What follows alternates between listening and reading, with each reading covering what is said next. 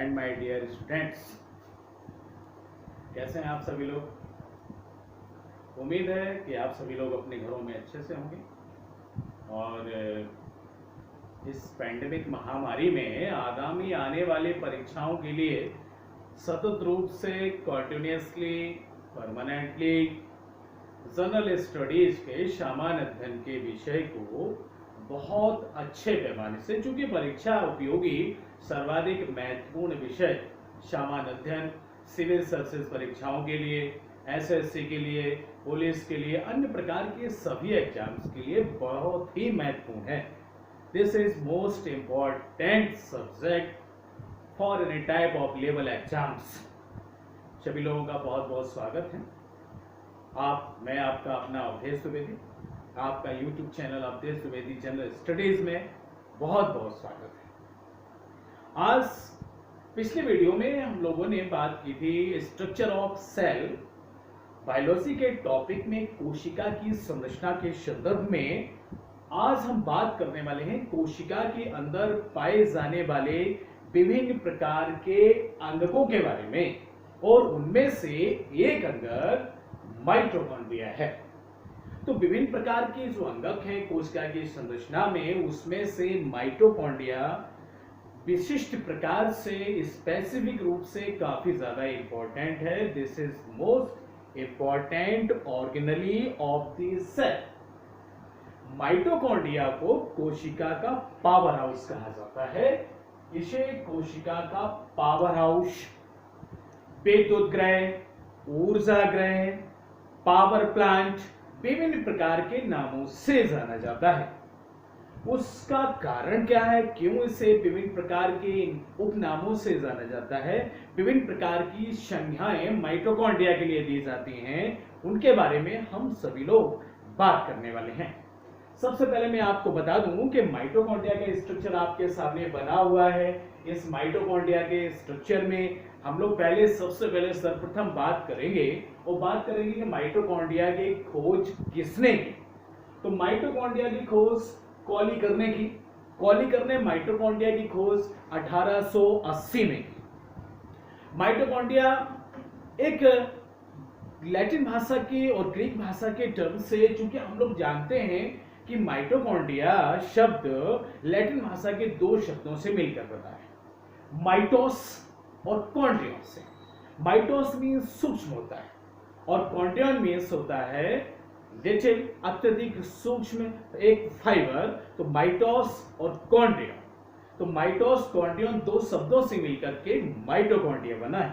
अत्यधिक सूक्ष्म ग्रेन्यूल है माइटोस है, ग्रेन्यूल के रूप में कॉन्ड्रियन है, अर्थात एक सूक्ष्म तंतु के रूप में। माइटोकॉन्ड्रिया की संरचना एक चावल की दाने जैसी लगती है। इसे सर्वप्रथम कॉलीकर ने इंसेक्ट या कीड़ों की मांसपेशियों में, मसल्स में सबसे पहले देखा था। तो कॉलीकर ने इसकी खोज की। तो अगर प्रश्न परीक्षा में आता है कि माइटोकॉन्ड्रिया का खोजकर्ता कौन है, तो माइटोकॉन्ड्रिया की खोज का श्रेय हम कॉलीकर को देंगे। कॉलीकर ने 1880 में माइटोकॉन्ड्रिया की खोज की। फिर बात करते हैं कि माइटोकॉन्ड्रिया को बायोप्लास्ट नाम या उसका डिस्क्रिप्शन, वर्णन किसने दिया। तो माइटोकॉन्ड्रिया का वर्णन अल्टमान ने दिया है, अल्टमान ने डिस्क्रिप्शन किया और इसे बायोप्लास्ट नाम भी दिए। तो माइटोकॉन्ड्रिया को बायोप्लास्ट के नाम से भी जाना जाता है। बेंडा ने माइटोकॉन्ड्रिया शब्द 1897 में दिया। तो माइटोकॉन्ड्रिया नाम बेंडा द्वारा दिया गया। माइटोकॉन्ड्रिया 60 एंगस्ट्रॉम मोटी वसा की लिपोप्रोटीन की परत से बना हुआ होता है। तो 60 एंगस्ट्रॉम वसा और प्रोटीन यानी लिपोप्रोटीन की परत से बना हुआ होता है। माइटोकॉन्ड्रिया में बाहरी परत आउटर लेयर और एक इनर लेयर होती है। आउटर लेयर स्मूथ सपाट होती है। हम लोग ऐसा कह सकते हैं कि माइटोकॉन्ड्रिया जो बनी होती है, तो माइटोकॉन्ड्रिया का स्ट्रक्चर एक प्रकार से यूनिट मेम्ब्रेन का होता है, इकाई कला का होता है। माइटोकॉन्ड्रिया की बाहरी परत बिल्कुल सपाट सतह स्मूथ होती है, परंतु अंदर वाली इंटरनल लेयर अंगुलियों की फिंगर लाइक स्ट्रक्चर की तरीके से गुहिकाओं में बटी होती है। अंदर की तरफ धसी हुई होती है, फिंगर्स की तरीके से, फिंगर लाइक स्ट्रक्चर की तरीके से अप डाउन जिग जैग ऊपर नीचे करती हुई होती है। अंदर वाली इंटरनल लेयर को क्रिस्टी के नाम से जाना जाता है। तो परीक्षा के लिए सबसे ज्यादा मोस्ट इंपोर्टेंट पॉइंट हमारे लिए बेटा ये है कि क्रिस्टी कैसे कहा जाता है। तो क्रिस्टी, चूंकि उत्तर प्रदेश पुलिस की परीक्षा में इस वर्ष भी ये प्रश्न पूछा गया था कि क्रिस्टी क्या होती है। तो माइटोकॉन्ड्रिया की इंटरनल जिगजैग आंतरिक टेढ़ी मेढ़ी अंगुलियों नुमा संरचना की परत ही क्रिस्टी कहलाती है। इसे इनर लेयर को क्रिस्टी कहा जाता है। इस क्रिस्टी के ऊपर विभिन्न प्रकार के छोटे छोटे मैच लाइक स्ट्रक्चर, माचिस की तीली के आकार के विभिन्न प्रकार के सूक्ष्म तंतु होते हैं। इन तंतुओं को F1 कर्ण या ऑक्सीसोम कहा जाता है। It is known as F1 particle and these are known as oxysomes. इन्हें ऑक्सीसोम कहा जाता है। इन ऑक्सीसोम की संरचना में इसका एक बाहरी हिस्सा होता है और ऑक्सीसोम में ऑक्सीजन भरी होती है। ऑक्सीजन भोजन के विभिन्न प्रकार के कणों को जलाने या ऑक्सीकरण करने, ऑक्सीडेशन करने का काम करती है। जिसमें एक हेड होता है, इसका एक स्टाल्क है, वृत्त वाला हिस्सा होता है, ये वेश बना होगा, इसका आधार होता है। अर्थात F1 कण को इलेक्ट्रॉन अभिगमन तंत्र, इलेक्ट्रॉन ट्रांसपोर्ट सिस्टम या रेस्पिरेटरी सिस्टम चेन भी कहा जाता है। F1 कण 7 से 100 एंगस्ट्रॉम के व्यास का होता है। 7 से 100 एंगस्ट्रॉम के व्यास का होता है। मैं आपको बता दूं माइटोकॉन्ड्रिया 0.5 से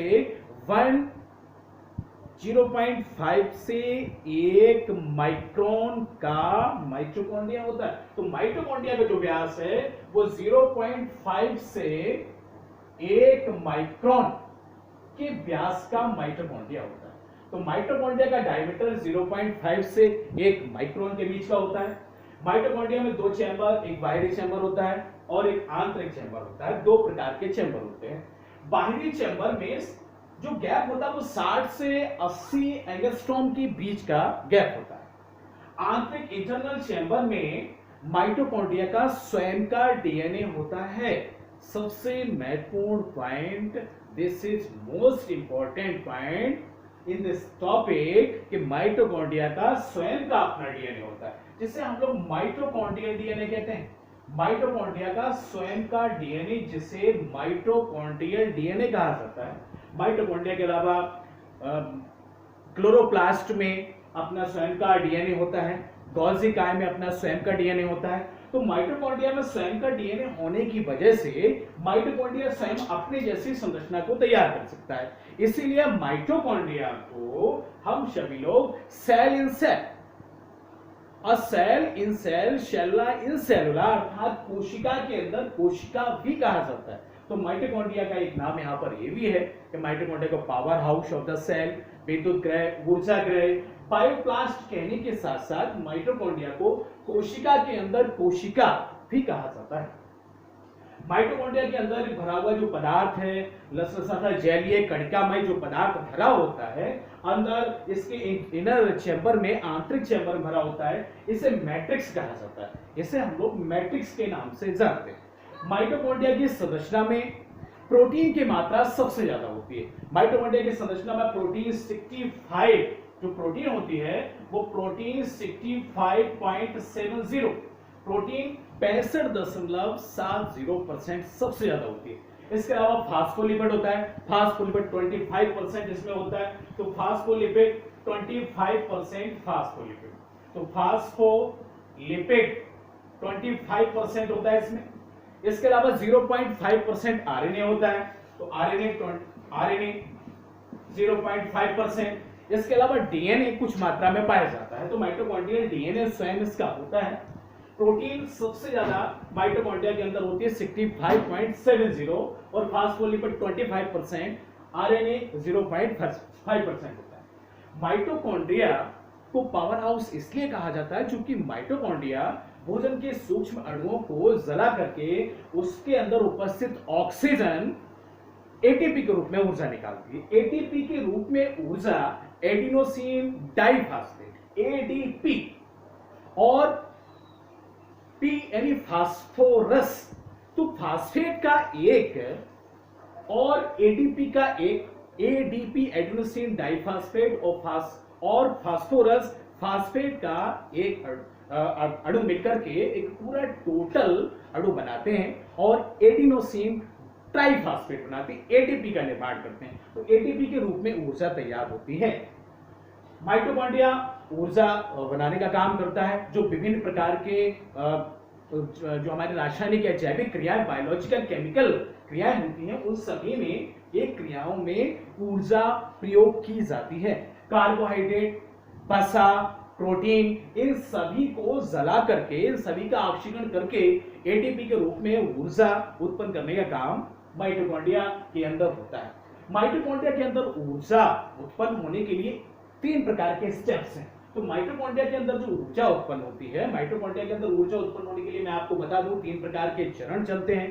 पहला चरण होता है क्रेब्स चक्र, जिसे क्रेब्स चक्र कहा जाता है। क्रेब्स चक्र में भोजन में उपस्थित पाइरुवेट के अणु मैट्रिक्स में आते हैं। तो मैट्रिक्स यहाँ पर जो अंदर भरा हुआ पदार्थ है, इसके अंदर का आंतरिक कक्ष में इनर लेयर में भरा होता है। इनर लेयर में इसके अंदर जो भरा हुआ पदार्थ है, इस ट्यूब में जो पदार्थ भरा हुआ रहता है, एक जिलेटिनस जो कड़का में पदार्थ भरा हुआ है, इस पदार्थ में पाइरुवेट के अणु, पाइरुवेट के अणु अंदर आते हैं। पाइरुवेट के अणु आकर के इस बीकर के साथ में मिक्स होते हैं।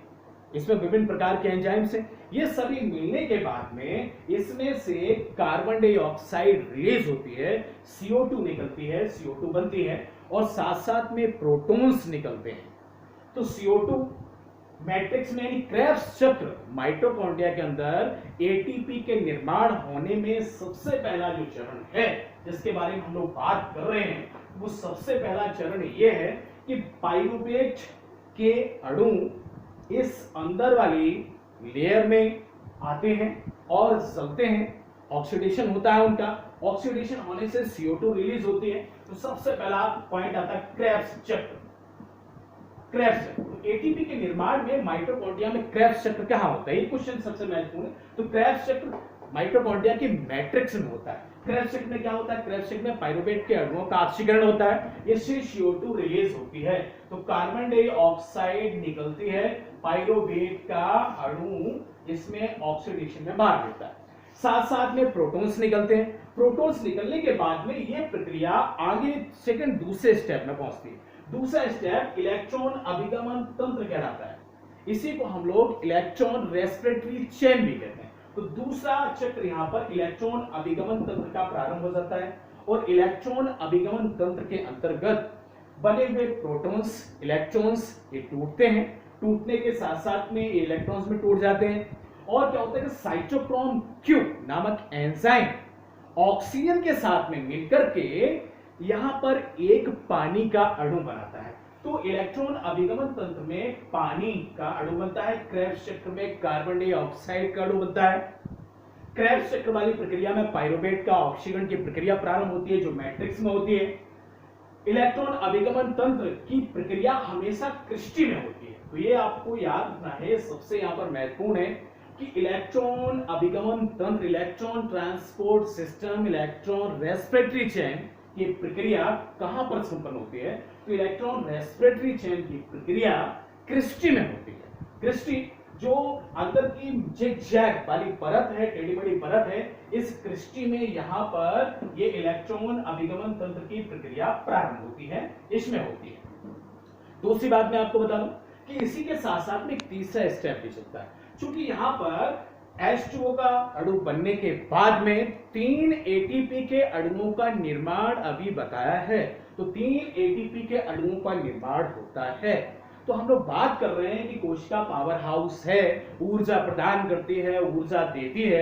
तो अगर माइटोकॉन्ड्रिया हमें ऊर्जा देती है या ऊर्जा इससे प्राप्त होती है, तो ऊर्जा प्राप्त होने के लिए वो कौन कौन से स्टेप्स हैं जिसके माध्यम से ऊर्जा का निर्माण होता है? तो क्रेब्स चक्र पहला चरण है, दूसरा चरण हमारा इलेक्ट्रॉन अभिगमन तंत्र का है और तीसरा है फास्फोरिलेटिंग प्रोसेस, अर्थात ये फास्फोरिलेटिंग जो सिस्टम है, इसके अंतर्गत 3 प्रकार के अणुओं का निर्माण होता है। तो मैं आपको बता दूं ये 3 प्रकार के अणु कैसे बनते हैं। तो एक NAD और FAD के बीच में एक ATP का अणु बनेगा, ये सभी एंजाइम्स हैं, इसके बीच में एक अणु बनता है। दूसरा साइटोक्रोम ए और साइटोक्रोम C1 के बीच में एक एटीपी का अणु यहां पर बनेगा, दूसरा। और तीसरा जो अणु बनता है वो साइटोक्रोम, यहां पर साइटोक्रोम बी, यहां पर साइटोक्रोम ए और साइटोक्रोम A2 के बीच में यहां पर एक एटीपी का अणु बनता है, यहां पर एक एटीपी का अणु बनेगा। तो एटीपी के 3 अणुओं का निर्माण 1, 2 और 3 अणुओं के निर्माण के लिए 3 प्रकार के यहां पर विकर हैं। एनएडी एफएडी के बीच में एक एटीपी का बनता है, साइटोक्रोम V और साइटोक्रोम C1 के बीच में एक एटीपी का बनता है, साइटोक्रोम A1 और साइटोक्रोम A2 के बीच में फिर एटीपी का एक अणु बनता है। तो एटीपी के 3 अणुओं का निर्माण पाइरूवेट के एक अणु की क्रिया से जो मैट्रिक्स में होती है, क्रेब्स चक्र के द्वारा होती है, उसमें CO2 बनती है। उसके बाद में रेस्पिरेटरी या इलेक्ट्रॉन अभिगमन तंत्र की प्रक्रिया जो क्रिस्टी में संपन्न होती है, उस क्रिस्टी के द्वारा साइटोक्रोम Q एंजाइम और 2H प्लस प्रोटॉन्स मिलकर के पानी का एक अणु बनाते हैं, पानी के एक अणु का निर्माण होता है। उसके बाद में तीसरी जो प्रक्रिया प्रारंभ होती है वो फास्फोलिटिंग चेन की होती है, ये भी क्रिस्टी में संपन्न होती है। तो दूसरी और तीसरी ये दोनों ही ऊर्जा प्रदान करने वाली प्रक्रियाएं, जिसमें एटीपी के रूप में इलेक्ट्रॉन्स, एटीपी के रूप में ऊर्जा तैयार होती है, 3 एटीपी के अणुओं का निर्माण होता है। ये दोनों प्रक्रियाएं क्रिस्टी में होती हैं और ऊपर वाली प्रक्रिया मैट्रिक्स में संपन्न होती है। माइटोकॉन्ड्रिया नील हरित वालों को छोड़कर, ब्लू ग्रीन एल्गी को छोड़कर सभी प्रकार के जंतुओं और वनस्पतियों की कोशिकाओं में पाया जाने वाला एक विशिष्ट अंगक होता है। सभी प्रकार की कोशिकाओं में पाया जाता है। इसे कोशिका के अंदर कोशिका कहते हैं। इसकी खोज 1880 में कोलिकर ने की, अल्टमान ने 1890 में बायोप्लास्ट नाम दिया, बेंडा ने 1897 में इसे माइटोकॉन्ड्रिया नाम दिया। माइटोकॉन्ड्रिया को कोशिका के अंदर कोशिका भी कहा जाता है। माइटोकॉन्ड्रिया की 2 परतें, इसमें से बाहरी परत बिल्कुल स्मूथ होती है। माइटोकॉन्ड्रिया का जो व्यास होता है 0.5 से 1 माइक्रोन के बीच का होता है। इंटरनल और आंतरिक और बाहरी परत के बीच में 60 से 80 एंगस्ट्रॉम के बीच का गैप होता है। इसके अंदर पाए जाने वाले माचिस की तीली जैसे स्ट्रक्चर क्रिस्टी कहलाते हैं, या एफ1 कण या ऑक्सीसोम के नाम से जानते हैं, और उसकी अंदर की परत जो जिगजैग होती है उससे क्रिस्टी कहा जाता है। अर्थात माइटोकॉन्ड्रिया परीक्षा उपयोगी अत्यधिक महत्वपूर्ण पॉइंट है, और इस पॉइंट को अत्यधिक तरीके से, अच्छे तरीके से आप सभी लोगों को समझ लेना है। इसके सभी महत्वपूर्ण पॉइंटों पर हम लोगों ने चर्चा की है। तो मैं आपको बता दूं, ये टॉपिक हमारे लिए बहुत ही महत्वपूर्ण है। परीक्षाओं में इससे जुड़े हुए विभिन्न प्रकार के प्रश्न हमेशा आते रहते हैं। ये ध्यान रखना है कि माइटोकॉन्ड्रिया का स्वयं का डीएनए होता है, इसे माइटोकॉन्ड्रियल डीएनए कहा जाता है। माइटोकॉन्ड्रिया में राइबोसोम्स होते हैं, तो माइटोकॉन्ड्रिया में 70S 70S प्रकार के राइबोसोम्स पाए जाते हैं।